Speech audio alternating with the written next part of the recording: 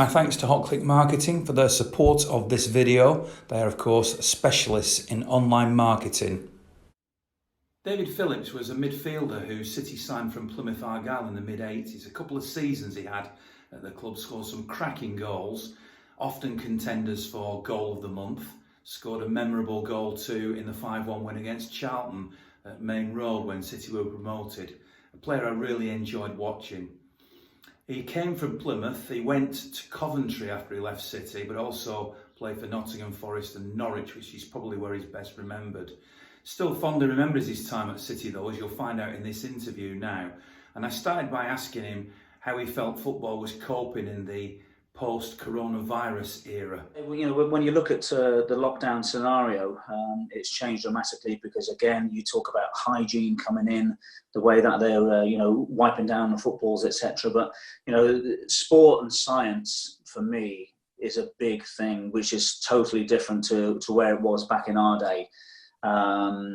You had the physiotherapist who basically was your sports scientist as well. He was your nutritionist. And that is what we had back in those days. Yes, you had your club doctor, etc.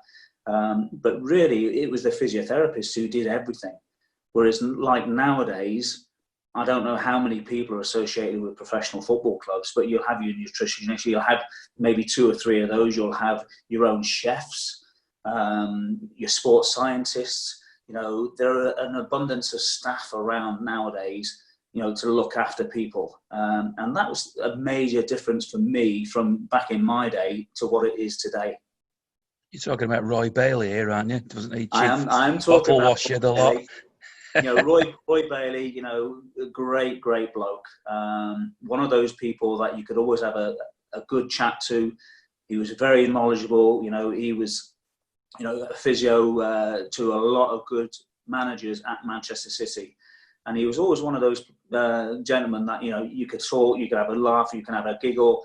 But then you had the serious side of Roy as well. And, I've got a lot of respect for Roy Bailey. He did an awful lot of work back in my days at Manchester City. Same as Norman Luft as well, the doctor at the time. Still remember him. And, they were really the people who used to look after you. What were the standout moments from your time at City then, David? I think I can guess, but what were they? Well, obviously, first and foremost was signing for Manchester City. £65,000, a bit of a snip, wasn't it? But it was one of those that I knew of interest at Manchester City through the PFA. And it was a case of meeting up with Billy McNeil. I just made my Welsh debut for Wales against England back in 1984, where we won 1-0. I was also getting married that summer as well. And to actually join a big club like Manchester City was just a dream come true. I wasn't fazed about moving. People turn around and say, well, you moved down from Devon up to the bright lights of Manchester. But because I had a Royal Air Force background, I was used to moving every 2 or 3 years anyway. But it was always a difficult time having to move away from family. My mum passed away when I was 15/16. I had brothers and sisters, who were around the country, etc. My brother was in the Royal Navy and father was in the Royal Air Force. So we had a slightly disjointed family who weren't close together. So I had no issues about moving to Manchester City, and it turned out to be a great job. Yeah, quite a shot on you. Did you have a favourite goal? Yeah, I did. It was the goal against Carlisle. People turn around and say, well, the goals against Charlton, Wimbledon were great goals, but the one against Carlisle was by far my favourite.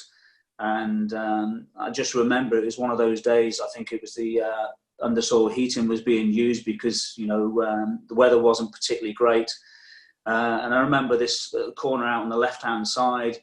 It got cleared, and I hit it on the half volley from about 35 yards. And trajectory was right, and it's still rising when it went into the roof of the net. We actually lost that game 2-1, and believe it or not, I got blamed for the defeat by Billy McNeil because I scored too early. I can't believe that. I questioned that. And when he said it to me, I was just absolutely flabbergasted. But that was, for me, it was my favourite goal of all time at Manchester City. But there were goals there which were very, very important, which I scored. I didn't score many tap-ins. I think I can remember scoring one header against Portsmouth away at Fratton Park. But no, didn't have many tap-ins here.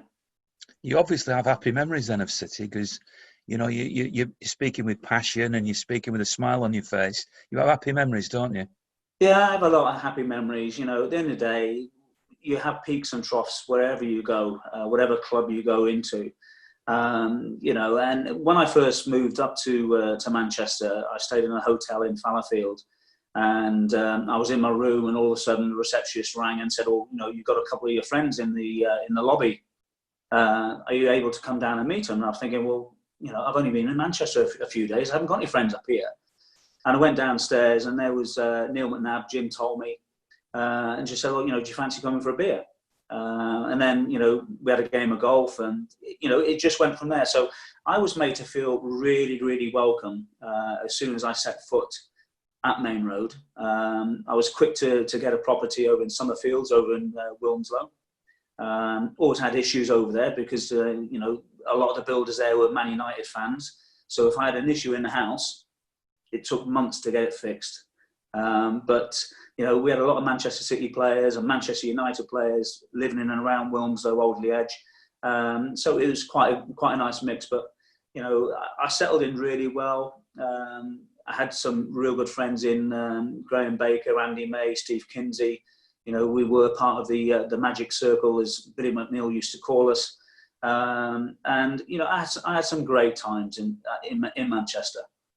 Thanks very much to charleslouis.co.uk, who are chartered mortgage advisors. All the info is on the graphic. If you want to contact them, I'm sure they'll be delighted to help.